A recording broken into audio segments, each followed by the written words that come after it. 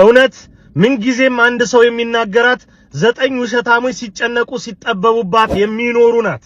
ሌላው የእውነት ባህሪዋ ምንም 9ኙ ቢከዷት የሚመሰክርላት ቢያጥር በጊዜው ጊዜ የሚናገርላት ባይበዛ ነገር ግን ወቅት ጠብቃ በመፍካት እውነትነቷ ጥግ እንደሚደርስ አምና መሰረቷን አጽንታ የምትኖር ናት። ቅድስት ቤተክርስቲያናችን እውነት ናት። መሰረቷም እውነት ነው። ቀኖና ከእውነት ጋር አይጣላም።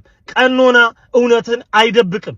ቀኖና ላልሆነ አገባብ መጠቀም በፍጹም ነውር ነው። መንግስታዊ ውሳኔን ሲኖዶሳዊ ወይም ደግሞ መንፈስ ቅዱስ የመራው ሐሳብ አድርጎ መውሰድ ቤተክርስቲያንን መካድ ነው።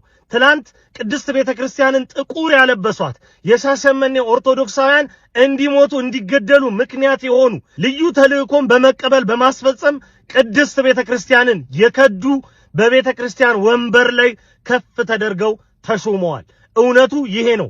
ጊዜና ወቅትን ጠብቆ አምላካችን መድኃኒታችን ኢየሱስ ክርስቶስ የመሰረታት ያጸናት ቤቱን ያጸዳታል፣ ይጠብቃታል። ይህንን እናምናለን። ከአባቶቻችን ሸሽተን የምንሄድ ልጆች ባንሆንም እውነቱን ግን እውነት እያልን እንቀጥላለን።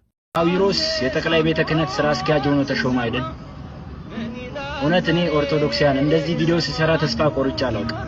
ተስፋ የቆረጥኩት ግን በፈጠረኝ ፈጣሪና በቅድስት ቤተ ክርስቲያን ሳይሆን በእኔ ላይ በተሾመ አባቶቼ እነሱ የሚፈልጉትን ነገር ለማድረግ እኛ ማንፈልገውን ነገር ሲያደርጉን ቆዩ። ከምንም በላይ የምወዳቸውን ቤተሰቦቼን ሲያሸማቅቁና ሲያሳቅቁ ሰነበቱ።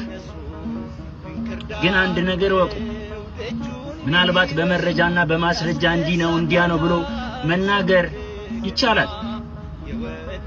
ነገር ግን የመፍትሄ አካል የሚሆን የቤተ ክርስቲያን ሰው ስለሌለ ምንም ነገር በዚህ ሰዓት መናገር አልፈልግም። ምንም ነገር ከፍርሃት ግን አይደለም። ወላዲተ አምላክ ምስክሬ ናት።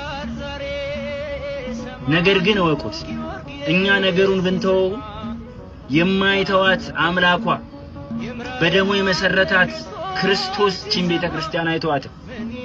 በዚሁ አጋጣሚ መምህራችን ታደሰ ወርቁን ፍቱት፣ ግድ የላችሁ።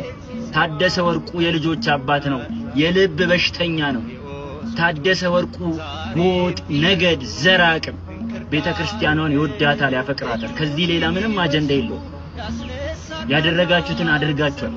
በጣም ብዙ መባል ይችላል ወላዲተ አምላክ። ግን ምን ዋጋ